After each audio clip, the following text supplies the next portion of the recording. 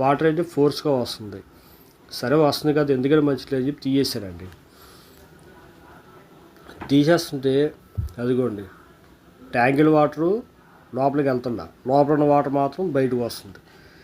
సరే ఎందుకు మరి రావట్లేదని చెప్పి నేను ఆ బయట ఎదర ఉన్నది ఊడతీసానండి. ఎదరున్నది ఊడతీసేస్తే చూసారా, ట్యాంకీ వాటర్ ఫుల్ ఫోర్స్గా వస్తుంది. కానీ లోపలికి వెళ్ళడానికి మధ్యలో అది అడ్డం ఉండటం వల్ల దాంట్లో ఏదో అడ్డుపడిపోయినట్టుగా ఉంది. అదిగోండి లోపల ఏదో నల్లగా అడ్డుపడిపోయి ఉంది. దానివల్ల ట్యాంకీలోకి వాటర్ అయితే వెళ్తలేదు, చిన్నగా వెళ్తుంది.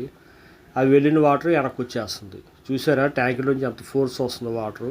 మరి అంత ఫోర్స్ ట్యాంకీలోకి వెళ్ళి రావాలి కదా బయటికి. రాకపోవడానికి కారణం ఆ వాల్ అనమాట. అది తీసేసి పక్కనైతే పెట్టేసి ఆ హోల్ కూడా కొంచెం ఫ్రీగా అయితే చేశానండి, ఎందుకంటే దారి తక్కువగా వస్తుంది కదా.